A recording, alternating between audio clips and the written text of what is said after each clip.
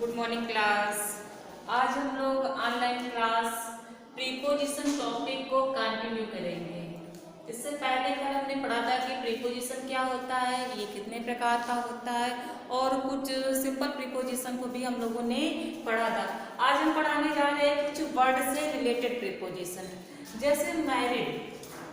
Married के साथ दो प्रीपोजिशन आती है, विद आती है और टू आती है। जब किसी सेंटेंस को हम ट्रांसलेट कर रहे होते हैं या हमें फिलर में भरने के लिए हमारे एग्जाम में आ जाता है, तो हम चेक करते हैं क्या उस प्रीपोजिशन के बाद मेल है। अगर मेल है तो उसके साथ हम क्या यूज करेंगे, विद, और अगर हमें फीमेल मिलती है तो क्या यूज करते हैं, टू। जैसे लिखा हुआ है रमेश वॉज मैरिड, और यहाँ पर प्रीपोजिशन लगा, हमने आगे चेक किया क्या मिला हमें, सीता। अब सीता क्या है, फीमेल है, तो हमने क्या यहाँ पर क्या होना चाहिए, टू। इसका मतलब यहाँ टू कैसा है, सही है। दूसरा सेंटेंस हमारा है Radha was married with Mukesh. अब देखो मैरिड वर्ड के बाद हमें क्या यूज करनी है, प्रीपोजिशन, और उसके बाद वर्ड हमें क्या मिला, मुकेश।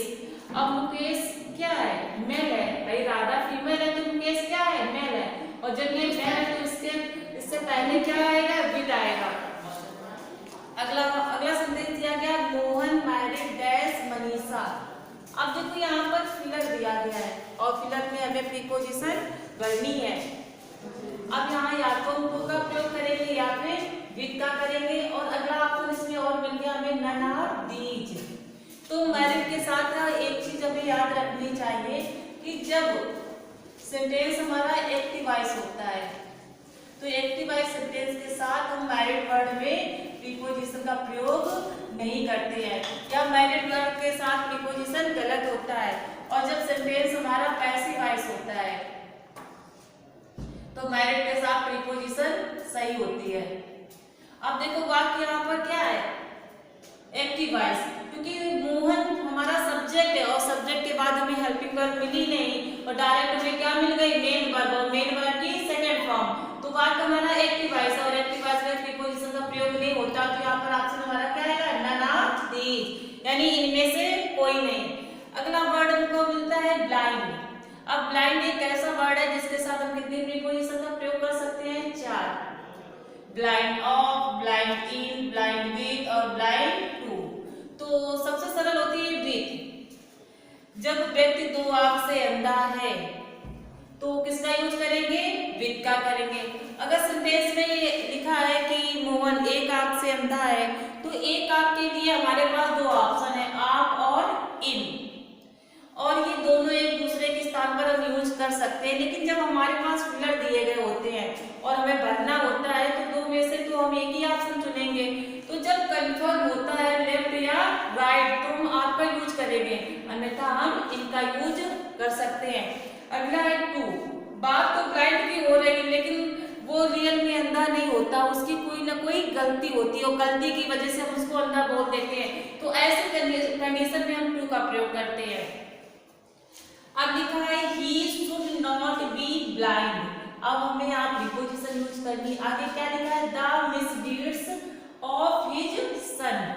लेकिन यहाँ सेंटेंस में आई वर्ड तो आया ही नहीं है। जब सेंटेंस में आई वर्ड ना दिया गया हो तो हमें टू का यूज करना है, क्योंकि जब दोनों आंख से अंधा होता है तो विद आएगा। एक आंख के लिए हम ऑफ और इनका प्रयोग करेंगे, लेकिन वाक्य में आंख से अंधे होने की बात नहीं हो रही है, तो किसका यूज करेंगे, टू का। अगला sentence he is blind of the left eye। अब जब यहाँ एक आंख की बात हो रही है तो हमने किसका यूज कर दिया, ऑफ का।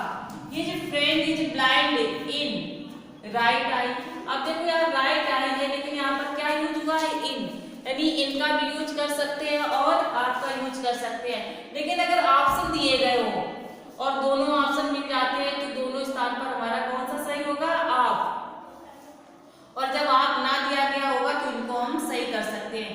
he is blind, आगे लिखा है his own fault, यानी यहाँ भी वो अंधा है लेकिन आंखों से नहीं, उसकी गलती की वजह से। तो हम सिंपल किसका यूज करेंगे, टू का करेंगे। अगला वर्ड हमारा है इंक्वायर। इंक्वायर के साथ चार प्रीपोजिशन आती है। जब इंक्वायरी होती है किसी पर्सन की तो हम किसका यूज करते हैं, आपका। जब हेल्थ की इंक्वायरी होती है तो मार्कर का यूज करते हैं, और और जब किसी मैटर या केस की बात हो रही होती है तब हम इनटू का यूज करते हैं। और यही इंक्वायर इनटू से वर्ड बना है इन्वेस्टिगेट। और जब रेलवे की इंक्वायरी होती है तो हम अबाउट का यूज करते हैं। लिखा आई इंक्वायर्ड, आगे हमें क्या मिला, हिम, और हिम क्या है, पर्सन है, इसलिए यहाँ पर क्या आ गया, ऑफ। लिखा है the police inquired into the case of bank robbery. अब इंक्वायर के साथ प्रीपोजिशन यूज की गई, लेकिन सेंटेंस में किसकी बात हो रही, केस की बात हो रही, मैटर की बात हो रही, तो हमने क्या यूज किया, इनटू। उसी तरीके से आफ्टर और अबाउट का भी प्रयोग होगा। आफ्टर का होगा हेल्थ के लिए और अबाउट का प्रयोग होगा जब रेलवे की इंक्वायरी की बात हो रही होती है। अगला वर्ड हमने पढ़ा डाइड। डाइड एक ऐसा वर्ड है जिसके साथ कई प्रीपोजिशन आती हैं। डाइड के साथ आप आता है जब बीमारी, भूख, प्यास से किसी की डेथ होती है। और अगला वर्ड है फ्रॉम। डाइड के साथ फ्रॉम का यूज तब होता है जब कोई घाव, घाव यानी wound, over eating, over drinking से किसी की मृत्यु होती है। और डाइड के साथ बाई आता है जब सुसाइड से मृत्यु होती है या हिंसा। और फॉर का यूज हम डाइड के साथ करते हैं जब देश के लिए कोई मरता है या किसी विश्वास के लिए कोई मरता है। और डाइड के साथ इनका प्रयोग करते हैं युद्ध में और बिस्तर में। और मोस्टली डाइड जब किसी बिस्तर में डेथ होती तो मोस्टली लोग क्या लगा देते हैं, डाइड ऑन। ऑन नहीं होता है, डाइड इन होता है। और विद आता आपका थकान, फटीग, फटीग मीन होता है थकान। जब किसी व्यक्ति की थकान से मृत्यु होती है तो विद का यूज करते हैं। अब सेंटेंस देखते हैं, ही डाइड ऑफ कॉलरा। कॉलरा क्या है, डिसीज है। और जब कोई किसी बीमारी से मरता है तो क्या लगाते हैं, ऑफ लगाते हैं। तो cholera, he died of cholera. अगला है after his death his wife and children died of misery and starvation. Starvation का मतलब भूखमरी। अब भूख प्यास से मृत्यु होती तो क्या लगाते हैं हम, आपका। तो क्या यूज हुआ है, आप। ही डाइड ऑफ हंगर। और जब किसी की मृत्यु हो रही भूख से तब भी हम क्या लगाएंगे, आप लगाएंगे। तो सेंटेंस में जो भी प्रीपोजिशन दी गई है इनको याद करिएगा। याद करने के बाद आगे टॉपिक हम कंटिन्यू अगली क्लास में करेंगे। आज की क्लास के लिए थैंक यू।